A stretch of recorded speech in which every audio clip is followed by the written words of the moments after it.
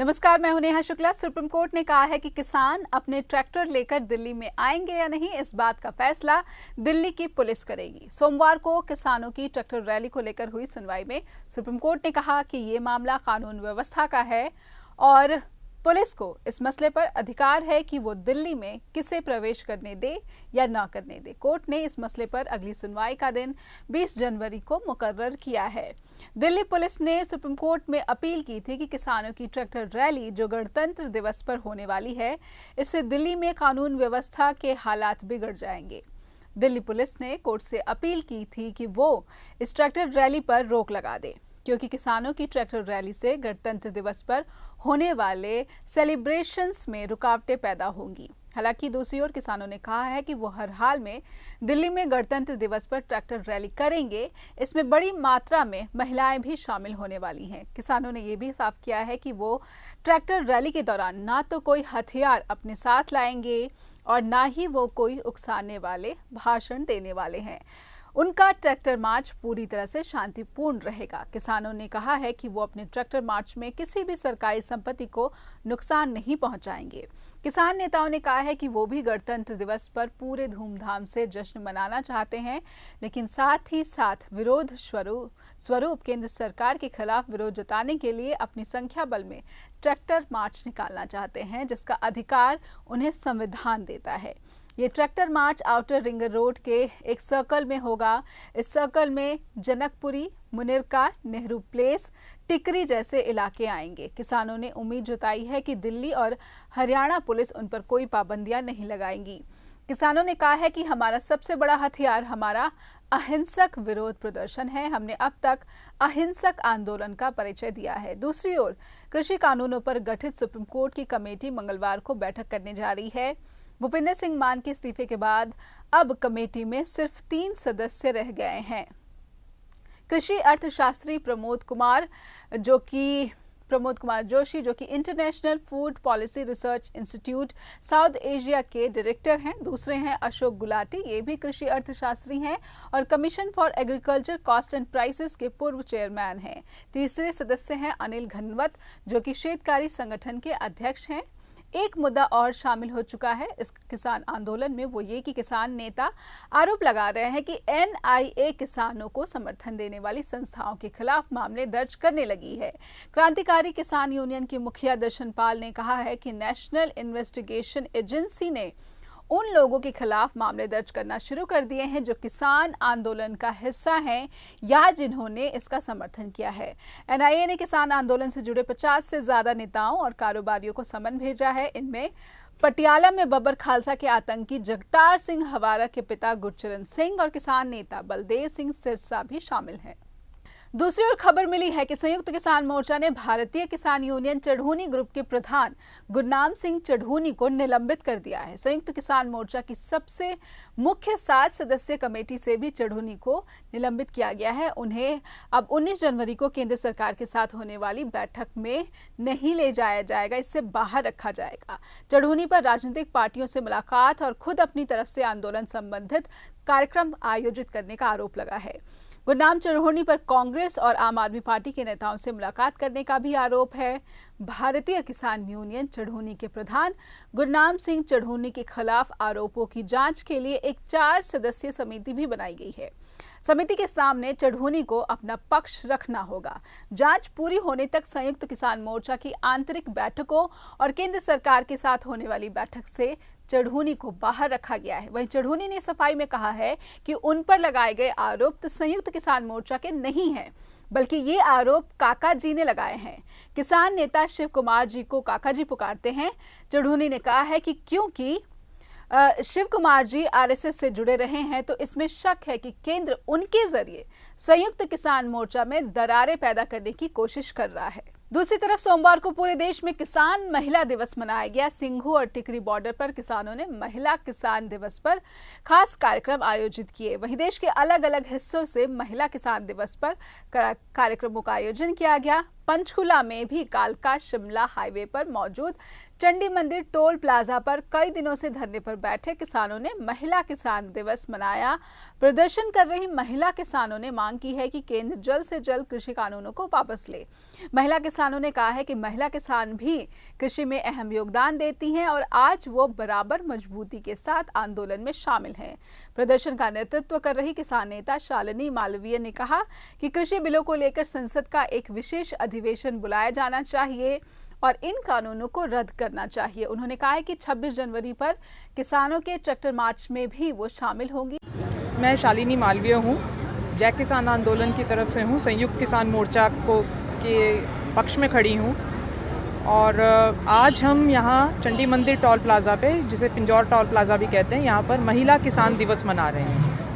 बात दरअसल ये हो रही है कि माना जा रहा है कि ये जो संघर्ष है ये पुरुष किसानों का संघर्ष है। कुछ ऐसी ऑब्जर्वेशंस आई हैं जो कि बिल्कुल ही गलत है, क्योंकि किसानी में महिलाओं का योगदान लगभग 70% होता है। तो ये कहना कि ये जो आंदोलन है इससे महिलाओं का कुछ लेना देना नहीं है, ये बिल्कुल ही गलत बात है। और आज महिलाएं यही बताने के लिए यहाँ इकट्ठा हुई हैं कि जो हमारे भाई, हमारे पिता, हमारे बेटे वहाँ पर दिल्ली के बॉर्डर पे बैठे हैं या अलग अलग टोल प्लाज़ा पे बैठे हैं, वो सिर्फ अपने बिहाफ पे नहीं बैठे हैं, उनके पीछे सभी महिलाओं का योगदान है। क्या मानती हैं? देखिए, इसमें दो बातें हैं। पहली बात तो ये कि कोई भी किसान संगठन सुप्रीम कोर्ट के पास कोई भी अपनी गुहार लेकर नहीं गया था। जो वहाँ पर प्लीज़ पड़ी थी या जो डाली गई थी उसमें वहाँ पर अपील डाली गई थी, वो ये डाली गई थी कि ये किसान आंदोलन के बारे में कि इससे लोगों को तकलीफ़ हो रही है, जिसके बारे में सुप्रीम कोर्ट ने साफ कह दिया है कि ये तो प्रोटेस्ट करना किसी भी सिटीज़न का राइट है, तो उसमें तो कोई बात हो नहीं रही। अब रही बात कमेटी की, तो जब सरकार से सीधी बातचीत चल रही है किसानों की, तो ऐसी किसी कमेटी का क्या मतलब है? क्या हम ये मान रहे हैं कि ऐसी कोई कमेटी जो है वो संसद से ऊपर है? ऐसा तो नहीं है। ये लॉज जो हैं संसद में पारित हुए हैं, तो इस पे कोई भी अगर व्यू लेगी तो संसद लेगी। किसान यही कह रहे हैं कि संसद का एक स्पेशल अधिवेशन बुलाया जाए और उसमें इन लॉज को रिपील किया जाए, क्योंकि ये लॉज जो हैं ये किसान के हक में नहीं है। 26 जनवरी को जो मार्च निकालने जा रहे हैं किसान, क्या महिला किसान भी उनके साथ रहेंगी? बिल्कुल, महिलाएं, मैं वही कह रही हूँ, किसान को पुरुष या महिला की तरह देखना ही गलत है। महिलाएं भी किसान ही हैं और बहुत सारी खेती जो है वो महिलाएं खुद करती हैं। तो ऐसा ये मानना कि वो उनसे अलग हैं, ये तो पता नहीं कहाँ से ये एक व्यू आया है, लेकिन ये व्यू बिल्कुल ही ज़मीन से जुड़ा हुआ व्यू तो नहीं है।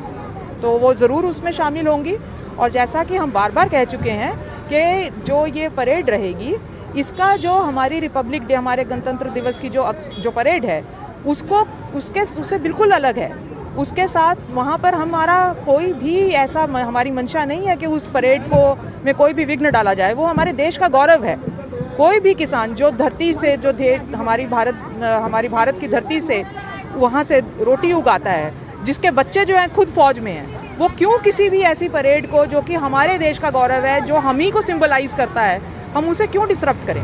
प्रधानमंत्री को क्या संदेश देंगे जो कृषि कानून जो है वापस नहीं किया जाए? देखिए, हम महिलाएं हैं और हम जानते हैं कि प्रधानमंत्री बहुत बार नारी के सम्मान के लिए बोलते रहे हैं, तो हम तो उनसे सिर्फ हाथ जोड़कर ये गुजारिश कर रहे हैं कि आप वापस हमारी बात सुनिए और जो किसान बोल रहे हैं, जिनकी वो रोज़ी रोटी है, वो अपनी हक को समझते हैं, अपने भले बुरे को समझते हैं, वो आपसे गुजारिश कर रहे हैं, अपनी सरकार से गुजारिश कर रहे हैं। कोई बाहर से तो लाई हुई सरकार है नहीं, हम तो उनसे गुजारिश कर रहे हैं और बहुत ही विनम्रता से गुजारिश कर रहे हैं। तो हम तो सिर्फ यही चाहेंगे कि प्रधानमंत्री जो हैं वो हमारी बात सुने और इसका निवारण करें। NSUI हरियाणा के अध्यक्ष दीपांशु बुद्धिराजा को सोमवार को पुलिस ने हिरासत में ले लिया। बुद्धिराजा की अगुवाई में NSUI हरियाणा के सदस्य हरियाणा कर्मचारी चयन आयोग कार्यालय के बाहर चेयरमैन भारत भूषण भारती के इस्तीफे की मांग कर रहे थे। NSUI का आरोप है कि हरियाणा स्टाफ सिलेक्शन में 2014 के बाद से 3 दर्जन से ज्यादा भर्तियों के पेपर लीक हो चुके हैं। कुछ दिन पहले भी हरियाणा में ग्राम सचिव के पेपर पहले से ही लीक हो गए और इस वजह से ये पेपर रद्द करने पड़े। NSUI हरियाणा ने आरोप लगाया कि हरियाणा स्टाफ सिलेक्शन बोर्ड अब मच्छी बाजार जैसा बन चुका है। प्रदर्शन के दौरान हरियाणा स्टाफ सिलेक्शन के चेयरमैन के इस्तीफे की मांग कर रहे NSUI हरियाणा के सदस्यों ने जबरन कार्यालय में घुसने की कोशिश की, लेकिन पुलिस ने उन्हें रोक दिया। बाद में पुलिस ने NSCUI हरियाणा के अध्यक्ष दीपांशु बुद्धिराजा को हिरासत में ले लिया। मैं सबसे पहले तो बताना चाहूँगा, ये HSSC बोर्ड अब हरियाणा स्टाफ सिलेक्शन कमीशन नहीं है। आज ये board Haryana super scam commission बन चुका है। लगातार 2014 से जब से ये सरकार आई है, इस सरकार के आने के बाद 3 दर्जन से ज़्यादा भर्तियाँ जो हुई हैं इस सरकार में, उसमें हर भर्ती के अंदर पेपर लीक का मामला निकलने में आता है और हर पेपर लीक के बाद एक झूठी मूठी SIT बना के उसे ठंडे बस्ते में दबा दिया जाता है। इसी को देखते हुए 2 दिन पहले ग्राम सचिव का पेपर हरियाणा के अंदर 7 लाख अभ्यर्थियों ने पेपर दिया और उस पेपर को देने में हरियाणा के विद्यार्थियों को दूसरे जिले में जाना पड़ा। उसके बावजूद पेपर लीक हुआ और आज वो पेपर कैंसिल हो चुका है। इसी को लेकर आज हमारा ये धरना है। ये HSSC बोर्ड नहीं है, मच्छी बाजार बन चुका है, जहां सरेआम ग्राम सचिव की 10 लाख, नायब तहसीलदार की 30 लाख, क्लर्क की 10 लाख, किसी और की 5 लाख, इस तरीके की बोली लगकर यहाँ नौकरियां मिलती है। और इस बोर्ड को जो लीड कर रहा है वो हमारे आदरणीय भारत भूषण भारती जी हैं और इसको स्पॉन्सर, इसको जो पैसा दे रहा है वो हरियाणा सरकार के मुख्यमंत्री मनोहर लाल खट्टर जी हैं।